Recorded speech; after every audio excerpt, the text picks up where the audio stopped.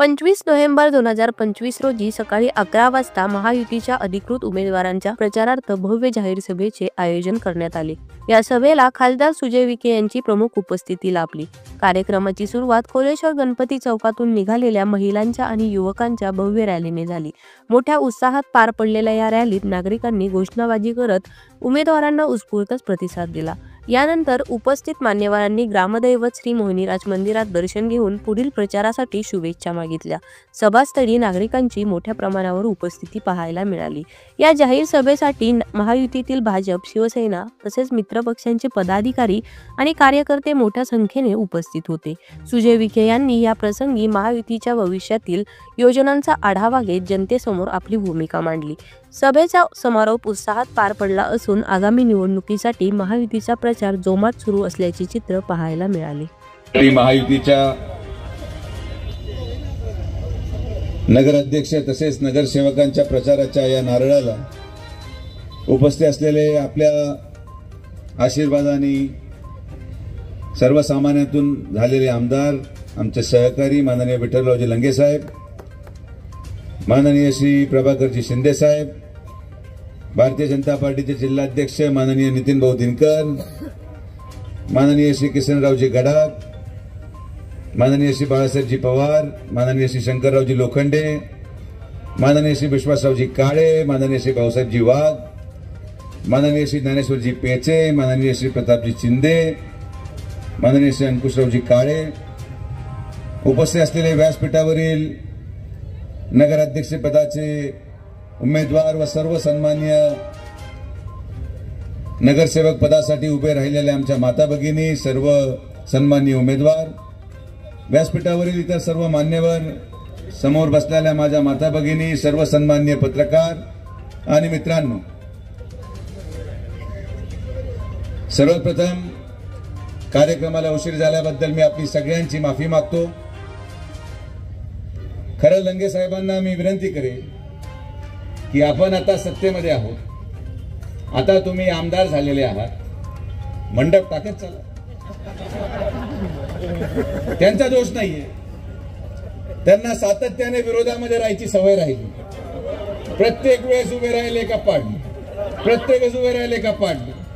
त्यांना मंडपाची सवय नाही, सावलीची सवय नाही, जेवणाची सवय नाही, पाण्याची सवय नाही, सकाळी उठल्यापासून रात्री झोपूपर्यंत जनतेमध्ये राहणारा सामान्य माणूस असल्यामुळे त्यांना आमदार झाल्यासारखं वाटतच नाही। आणि म्हणून मी तुम्हाला आज या ठिकाणी विशेषतः आठवण करून द्यायला आलो की तुम्ही आता आमदार झालेले आहात, सरकार आपलं आहे, मुख्यमंत्री आपले आहेत, लाडक्या बहिणींना सावली देण्याचं काम तुम्ही केलं पाहिजे। आणि म्हणून प्रत्येक कार्यक्रम एवढ्या आमच्या भगिनी उन्हामध्ये फिरतात, आपण नुसतं त्यांना आर्थिक आधार देऊन उपयोग नाही, त्यांना सावलीची गरज आहे। आणि ही सावली लंगे साहेबांच्या माध्यमातून नेवासा तालुक्याच्या प्रत्येक लाडक्या बहिणीला देण्याचं काम हे महायुती सरकार करते। हा मतदारांचा दोष नाही। आज डॉक्टरांनी आपल्या भाषणामध्ये मुद्दे सांगितले, लंगे साहेबांनी आपल्या भाषणामध्ये मुद्दे सांगितले, याच्यामध्ये मतदारांचा काय दोष? हा नेवासा मधला कुठला तरी काही प्रॉब्लेम आहे की आपण कोणी जरी निवडून आलो तरी तो गडी पळतो। मागच्या वेळेस जनतेने आपल्या सांगण्यावर लोक निवडून दिले, तेही पळून गेले, आपल्या सांगण्यावर आमदार निवडून आणला, तोही पळून गेला। काय गरज आहे नेवाशामध्ये मला काही कळलं। आणि म्हणून यावेळेस ठरवलं की बाहेरून आपण पाठिंबा देणार नाही, इकडे येऊनच आपण यावेळेस आपले लोक निवडून आणू, म्हणजे इकडून कोणी पळून जायचं काम भविष्य कालावधीमध्ये होता कामा नये। आज या नेवाशामध्ये अनेक प्रश्न आहेत, या सगळ्या प्रश्नांवर भाषण करणं, भाष्य करणं, या सगळ्या प्रश्नांवर तोडगा एका दिवसात निघेल असं मी म्हणणं हे चुकीचं ठरेल। पण या नेवाशामध्ये क्षमता आहे या जिल्ह्याला राजकीय दिशा देण्याची, या नेवाशामध्ये क्षमता आहे या देशाला दिशा देण्याची। या अहिल्यानगर जिल्ह्यामध्ये नेवासा तालुका एकमेव आहे ज्यांनी सातत्याने सर्वसामान्य लोकांना संधी देण्याचं काम केलं। मग ते शिवाजीराव कर्डिले असतील, ते तुकाराम गडाख पाटील असतील, ते बाळासाहेब मुरकुटे पाटील असतील आणि ते विठ्ठलराव लंगे पाटील असतील, या नेवासा तालुक्याने या अहिल्यानगर जिल्ह्यामध्ये सातत्याने आश्वासनावर, शब्दावर, मतदानातून नव्या लोकांना संधी देण्याचं काम केलं. आणि म्हणून आज जर या पावनभूमीमध्ये मी आलो असेल तर मी आपल्या सगळ्यांना विनंती करेन की माझ्या शब्दाखातीर एकदा डॉक्टर घुले आणि या सर्व नगरसेवकांना संधी द्या. या नेवाशाच्या विकासाची जबाबदारी आमची आहे. मी यापूर्वी कधीही इथं भाषणाला आलो नाही. मी म्हटलं आपोआप चालू आहे, चालू द्या. पण मी न आल्यामुळे अनेक लोकांनी चर्चा सुरू केल्या. कोणी म्हणतं नातेसंबंधामुळे आलं नाही, कोणी म्हणतं इथं आम्ही तिकडे जाणार आहोत, आम्ही इकडे येणार आहोत. आमच्याकडे पूर्ण गाड्या भरलेल्या आहेत. आमच्या गाड्यांमध्ये जागा नाही. आमच्या गाड्यांमध्ये आहेच ते 2-3 लोक गडी धक्का देऊन खाली काढायचे, त्याच्यापैकी एक निसटून गेला. आता आमच्या गाडी भरली असल्यामुळं कोणी जर तुम्हाला सांगत असेल की आमच्यासाठी तिथं जागा आहे, आम्हाला मतदान टाका, आम्ही तिकडे जाणार आहोत, आम्ही आमच्या गाडीमध्ये कोणीही घेणार नाही. आमच्या गाडीमध्ये बसलेले हे सर्व नगरसेवक हे आपल्या या शहराचं भविष्य आहे. आमच्या या व्यासपीठावर बसलेले सर्व उमेदवार हे नगराध्यक्षाचे उमेदवार हे आपल्या नेवाशा शहराचं भवितव्य आहे. आणि आज आपण काम करत असताना मुद्दे अनेक आहेत, पण या मुद्द्यांमध्ये मी फार न जाता मला आनंद एक गोष्टीचा आहे की आज आपण एक सक्षम उमेदवार दिला, चांगला उमेदवार दिला. नगरसेवकाचे उमेदवार सगळे नवीन आहेत. बहुतांश लोकांना राजकीय पार्श्वभूमी नाही. डॉक्टर कधी राजकारणामध्ये उभे राहिले नाही. बाकीच्या आमच्या ज्या माता भगिनी त्या राजकारणामध्ये कधी उभे राहिल्या नाही.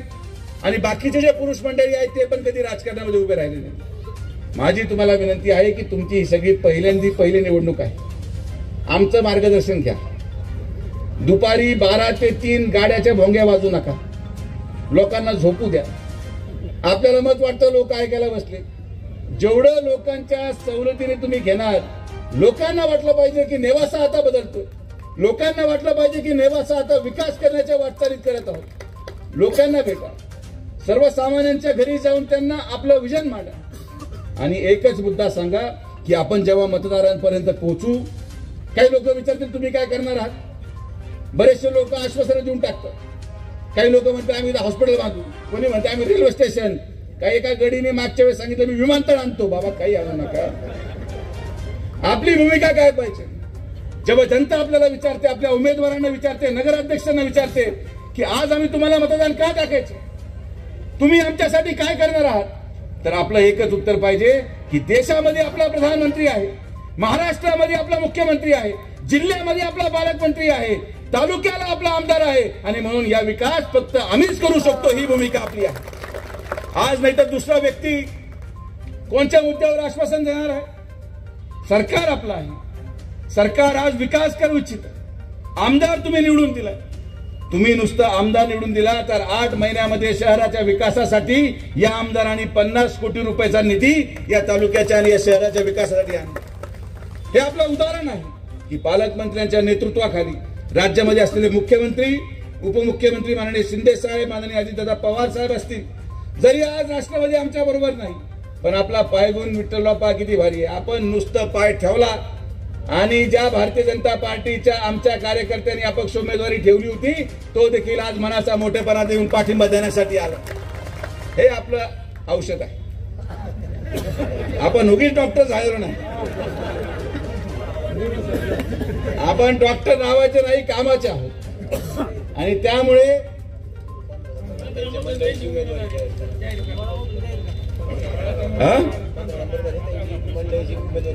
आणि 15 मध्ये आमचा मनोज जो कार्यकर्ता होता, अतिशय एकनिष्ठ कार्यकर्ता, जितीने लढलेला कार्यकर्ता, पण त्याला कुठेतरी मी सामंजस्याने सांगितलं की आज ही लढाई कुठल्या पक्षाची नाही, चिन्हाची नाही.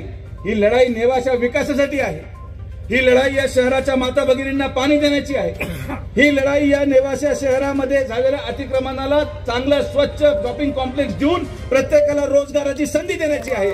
आणि म्हणून या संधीला सोनं करण्यासाठी मनोजने आज मनाचा मोठेपणा दाखवला. आणि मला अभिमान आहे की आम्ही असे कार्यकर्ते तयार करू शकलो जे आमच्या एका शब्दावर थांबून आज प्रभाग क्रमांक 15 मध्ये आम्ही त्यांच्या पत्नी सौ गीताताई पारखे यांना महायुती, आपल्या शिवसेना आणि भारतीय जनता पार्टीच्या युतीचा अधिकृत उमेदवार म्हणून घोषित करत आहोत.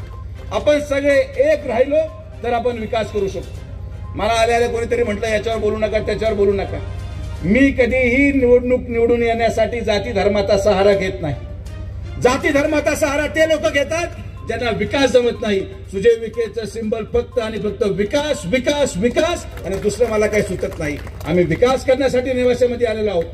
कोणताही व्यक्ती कुठल्याही जातीचा असो, कुठल्याही धर्माचा असो, त्याला योग्य तो न्याय आपण या नेवासा शहरामध्ये डॉक्टरांच्या माध्यमातून आणि आमच्या सगळ्या नगरसेवकांच्या माध्यमातून देणार आहोत.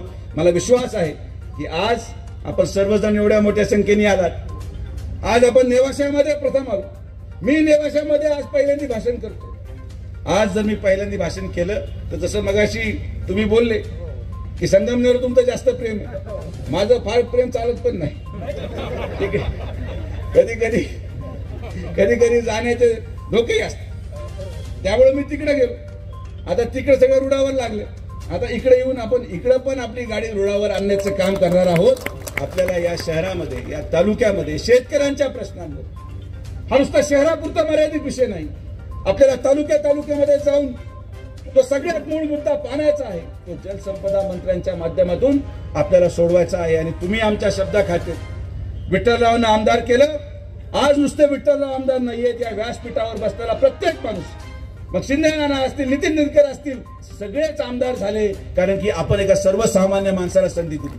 आणि या संधीचं सोनं आम्ही करू. ही जबाबदारी एकटी विठ्ठलरावांवर नाही, त्यांच्यावर फार दबाव टाकू नका. ते मंडप सुद्धा टाकू शकत नाही, तुम्ही त्यांच्यावर दबाव टाकू नका. तुम्ही आम्हाला सांगा.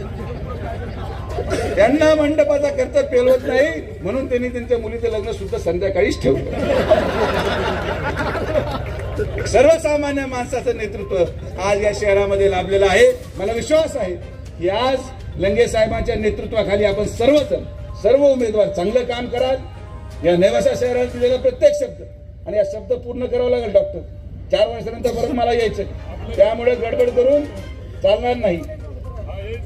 मी आलो तर लोक म्हणतात तुम्ही तेव्हा भाषण करून निघून गेले, आता परत मत मागायला येऊ नका. 4 वर्षानंतर आपण परत आल्यानंतर दिलेला प्रत्येक शब्द या नेवासा शहराचा पूर्ण झालेला राहील, हा विश्वास तुम्हाला व्यक्त करतो. आपण सगळेजण या ठिकाणी आलात.